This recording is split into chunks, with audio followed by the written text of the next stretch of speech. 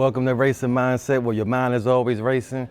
We about to have some interviews with some fast guys. Let's see what it takes to have a racing mindset. Today's episode is brought to you by Coleman Power Sports and MotoFix.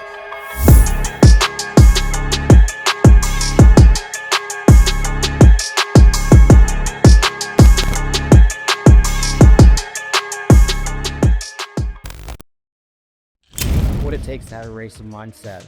You really need to be determined. There's so much that goes into play here, you know. Being out there, getting out there, being more competitive and learning your bike and learning your craft and learning your lane too. You have to have your bike dialed in. You need to know what you're getting into with your competitors. If you want to be the best of the best, you got to think like the best of the best. You have to have a love or a passion for not just winning, but appreciating these machines for what they are.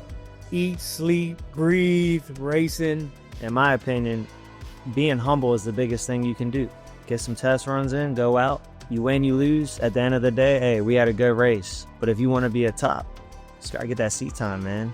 Not everybody's gonna be the fastest guy that does this, and not everybody gonna be the slowest guy. I feel like having a racing mindset is also just knowing your limitations and knowing where you should be at in the game. Once you have that, then you start going into what can I do to get the best out of that. I saw an interview with Kobe Bryant some years ago. He said that the way that he goes about his training is he do things that other guys can't do. You know, when they're sleeping or when they're with their wives or something like that, he's training. I feel that way about racing. For me personally, it's the drive of just getting faster for my little brother and just pushing that limit and having that focus of just every day I gotta improve and get faster and faster, and you know, the sky's the limit with you. I think a lot of people misconstrue having a racing mindset with just going fast. Now, having a racing mindset is going fast, but also being safe too, and also being on tools as much as possible. So that's what I feel like having a racing mindset is. That's what racing mindset is. Seat time, you know, give it all we got. If you don't win, you got to go back and redial the bike in. You'll get them next time. When you guys are sleeping or chasing something or whatever, I'm practicing. I'm innovating. I'm getting faster. So when I see you, I'm taking your money. Ask y'all this. So at what point do you consider, should one person consider themselves fast? Good question, right? And I say that because, down in DMV, I had I started out with a Ducati V4, and my next bike was an H2. And I swear, I had a couple, W's under my belt, but it wasn't until I traveled to where as though I found out that it's different out there. I think that's a big part right there is when you get outside your inner circle and you actually take that time to travel and see what else is out there. Because that's when you truly see how fast you are. You can be fast in your town, but until you get out in the streets with somebody else and line up with somebody else, you don't know if you're really fast or not. Yeah. So I think the traveling aspect is a big part of getting out there. To add to that, I think consistency is when it really shows, especially when you go out of your comfort zone. Yeah. If your consistency shows you that you're competing on a high level, then that's when you can start calling yourself that. I think your peers will let you know if you're fast. Same way in sports. If you're good, you don't have to say you're good. They'll tell you you're good. So if you're fast, your peers will tell you you're fast. Yeah, your bike speaks for itself. It'll speak for itself. What platform do you consider the fastest in this lifestyle? H2.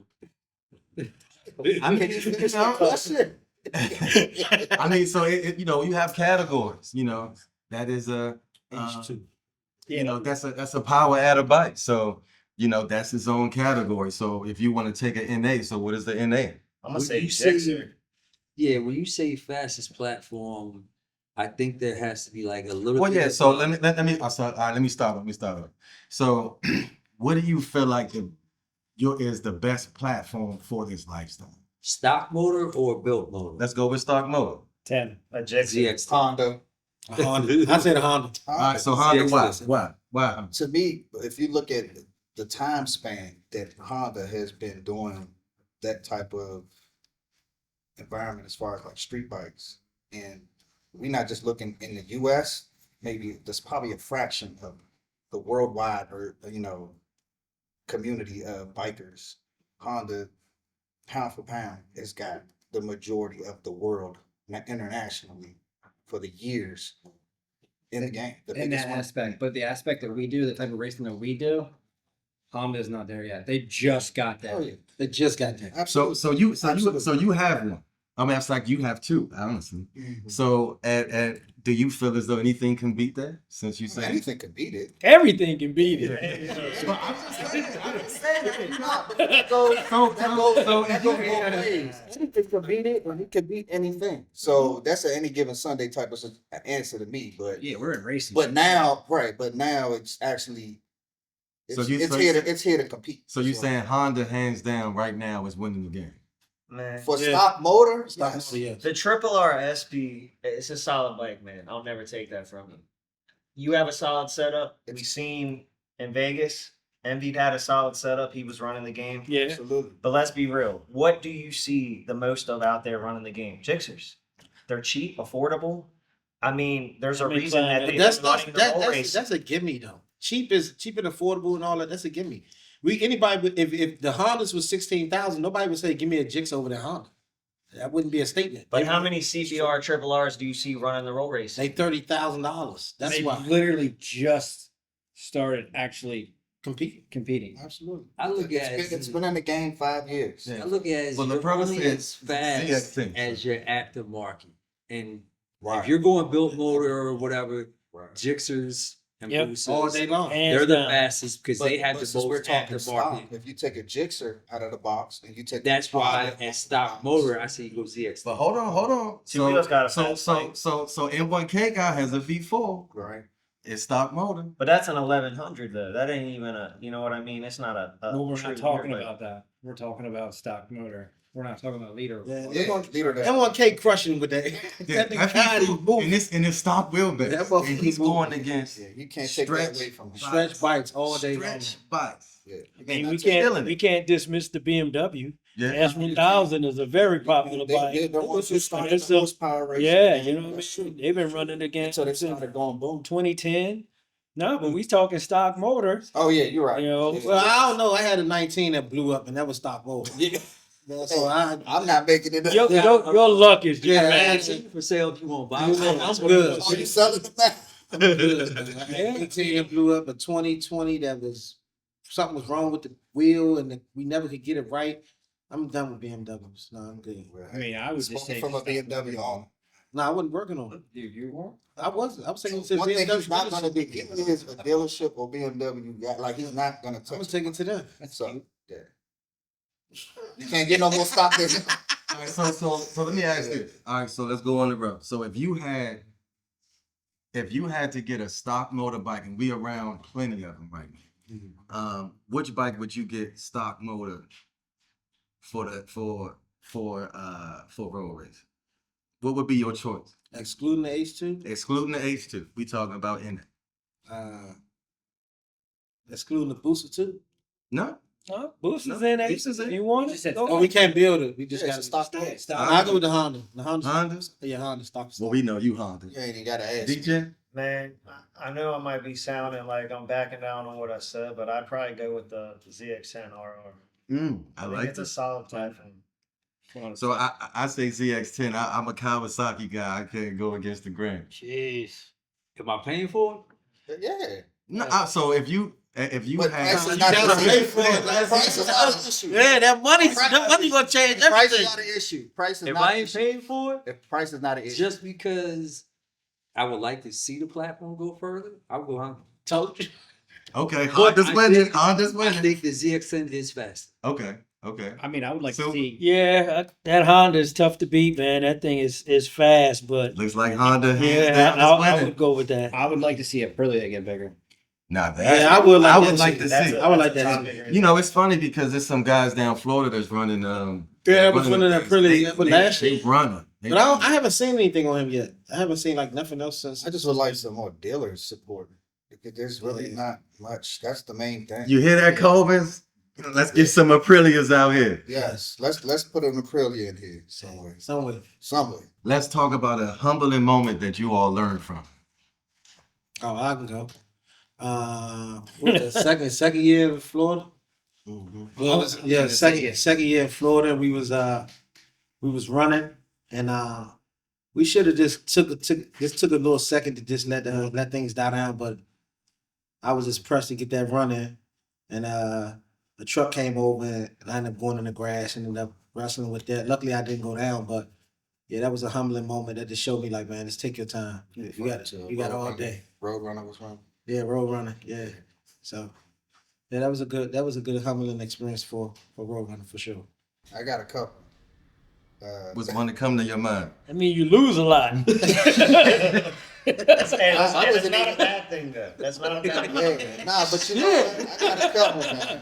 God damn. But not even to speak on anything recent. I mean, when I say I have a couple, I mean humbling moments like when, you know, you go through, you know, injuries and you question something that you love, and you just talk about it to yourself. You know what I mean? You go through the process of getting better and recovering and trying to find a way to come back better. To me, that was my humbling moment. Yeah. Now, does this pertain strictly to motorcycles, or is it just being humble in general? Yeah, motorcycles. Okay. Yeah, we don't care about your personal life. I mean, look, if I'm being honest, I'll keep it 100 with you. My most recent humbling moment was with this guy right here. I thought I was hot shit. I ain't gonna lie to y'all. And You ran out your life. he ran out my life. He did. He got a fast bike. And what is that? The ZX10? Yeah. On the H2? He got a ZX10, you know. I knew he was fast. I called him out. No one wanted to run me. He stood up to the plate. I'll run that thing right now. So, all right, cool. Definitely thinking pulled to it off the myself, trailer. Yeah, I'm about to smoke this dude. I'll be damned if we didn't go across that line and I wasn't looking down at that gas tank like, damn. That man can ride first off, and he got a fast bike, and here I am thinking I had the fastest thing here. So that was my most humbling moment. I've had it. So I can feel you on that. And you know what I mean? Stuff like that actually brings you back down and appreciates what you have and appreciates the community that we're in to make you better and, you know, have a family around you that make you do better. Mm-hmm. I mean, one of the humble moments is the first time I went to Charlotte. I was fast in my little group with my little CBR. I went to Charlotte and really seen how this roll racing community and how these people actually do it. Guess what I don't have anymore? Oh, wow. A Honda. Oh, wow. That's why he said he didn't Shots want that fired. Yeah. I would say a good humbling moment for me is when I bought the H2 stock wheelbase. You know, I thought it was the fastest thing out. And Super gonna laugh. I was home. Super invited me out of town, and I said, I'm not coming out of town. He said, man, we having fun. I dropped everything I was doing. I drove 10 hours, put the bike on the back of the truck, went down there, and I called out everybody. And Super just had to name the first person. And he said, race this bike. I said, you know what? All right, cool. And I got dragged. H2 get you every time. It was so crazy. The feeling he knew that was going to It happen. was so crazy. Yeah, okay. It was so crazy Put that because battery in his back. I just knew for a fact that I was just going to drag this guy. I had to race him another time. I said, you know what? We're running it back. And he dragged me again. So hold up. On that note, was it another H2? No, it wasn't. It was. Oh, shit. You know what's funny? What was it? It was actually a stock wheelbase BMW. Oh, wow. Damn, that's kind of like a stock wheelbase. Yeah. Oh, yeah, that was my feelings. That was it. Yeah, it was a shout out to Sloth Performance. I know you looking at it. So Ben hey, don't you play. Sloth. You know Ben don't play. Shout out to Yeah. Ben don't play. Sloth Performance, you did it. Yeah. I think for me, just the amount of love and support that I've gotten with because I got different motives for why I race. And no matter where I've gone, it's always been nothing but love and respect that I've gotten from people in the community I don't even know. And I think that's given me a lot of just humbleness, like, damn, people actually respect what I'm doing. Nah, that's People what's up. actually care and all that. So that's for me. Oh man, that's all right. Yeah, you make it You pretty you good. went the other way with that. That's Yeah, cool. yeah, I would love to be able to say I can do that, but I can't. My mouth too big. I think humbling for me, man, one of the big times. I went to the Texas Mile on my H2. Went 230 miles an hour at the Texas Mile, and I think the following week I went and raced and got my behind drug on the street. So it went from being, Oh, not the setting a not the world, strip. yeah, from setting a world record on a, Mm. at a strip, a sanction event, and then going to the street and getting mopped by a bike that wasn't faster than me. It was just quicker. And I learned the difference between being fast and being quick. No, that's You know what I mean? it's So definitely a difference. Definitely a yeah, difference. it's definitely a difference. So that was humbling for me. What kind of bike was that? Boosa. And what would you all say is the pros and cons of this culture that we're in?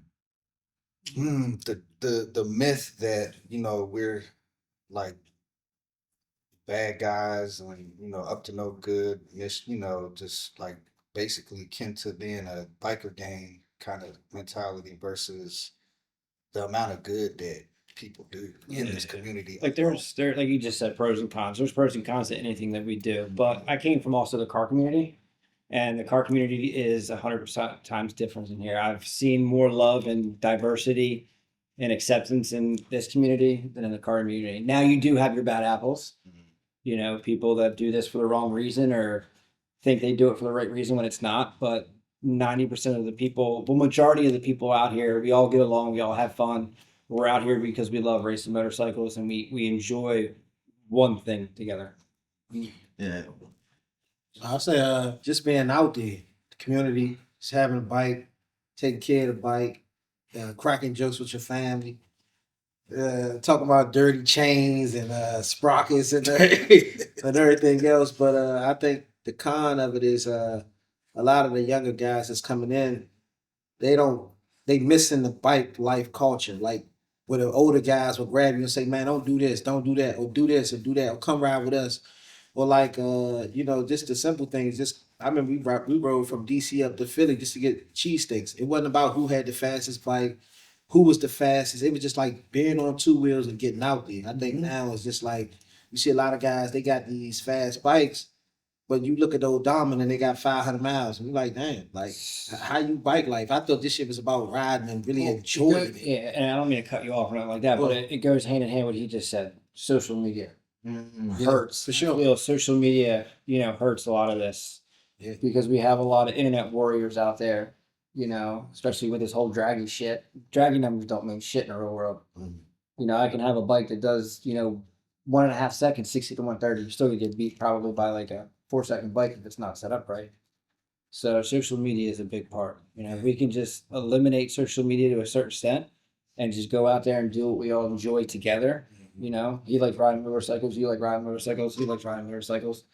We all have that one passion. Let's just go out there and do it and have fun and be safe and have fun doing it. Yeah, for sure. Yeah. Drop a comment, man, and answer the question yourself. What are the pros and cons? What is some advice you would give to somebody who's just starting in this lifestyle?